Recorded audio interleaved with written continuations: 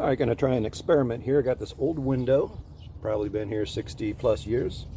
And there's been a storm window on top of this on the outside, so that helps quite a bit protect it. I've got all along where the glazing is, you know, all these cracks.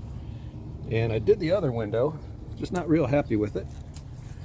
See here, a good example. Oh, just on the side here. You know, I flaked off the stuff that would come off easy, did some prime and paint, but just like along the edges where, you know, I was hoping all those little, there's a better example maybe, all those cracks did not get filled very well at all. Of course you can't see it from the street, so you can't see it if you're 10 feet out, so who cares? But being the perfectionist, so what I'm going to try and do is just take a little bit of this stuff, and you know, I don't want to spend my day doing this. I'm just going to put it in a few spots and see if I can easily get those cracks filled. Here goes. All right, well, this seems to be working. So I got some pretty big holes right here. I'm sure if I push down on that, it'd snap apart. But I'm going to try and just sort of fill those holes up.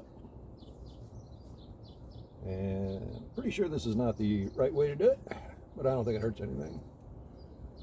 Because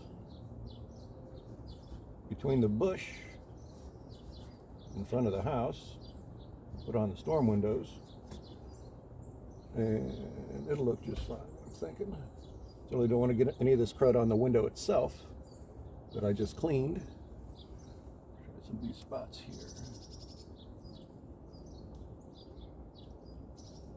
Yeah, too bad. I mean, the other option would be caulk. We all know how messy that stuff is. Looks like the previous owner put some caulk in there. Well,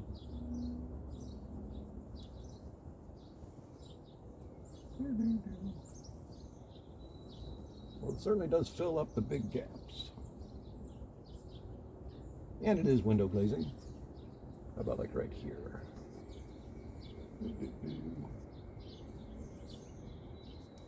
That way the paint will have something to sit on. Put this thing here. Push that stuff in, smooth it out. I don't know, what do you think?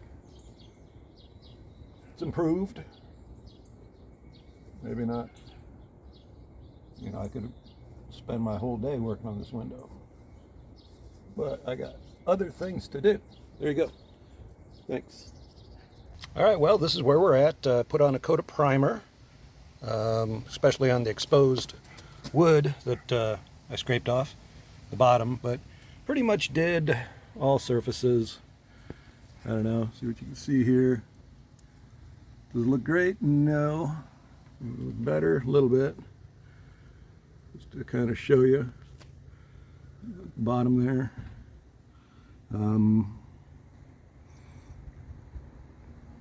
I don't know. The whole idea is to get a couple more years out of these old wooden windows. Have them not look too bad. And here in a little bit, I'm going to put on the final coat of paint. You know, I use a 3-inch wide angled brush doing these things. And I always go with at least a medium grade brush. The cheap ones, the bristles fall out. So that's my advice. And also, if you're gonna, you know, when you put on any glazing, like I did, you're supposed to wait 7 days at least, probably more like 30. But I just used it to, you know, fill a couple of holes that were there. So it is what it is. Okay, I'll show you how the paint looks here, coming up next. Okay, so just to show you the inside, which is probably more important because we're going to be hanging out here at Christmas and that kind of thing. So it looks pretty good, you know? Good for another 5 years at least. All right, well, got a coat of white paint on there. That's how it looks. What do you think? I know, here's like the worst part. You're saying it doesn't look very good.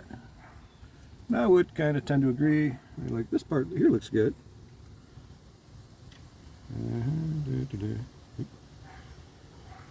You know, it's a lot better than a replacement window that cost $2,000, I'm thinking, for now. Down there. And all that paint on the side of the bricks, that was not me. That was the other guy. Probably 25 or more years ago. Anyway, it's gonna have to do. I'm gonna put that storm window on and live with it. I guess the moral of the story is maybe paint them before the, what do you call that, the glazing starts to disintegrate. That'd been a good idea if I had 15 years ago painted these things, but you know, raising kids. That's it.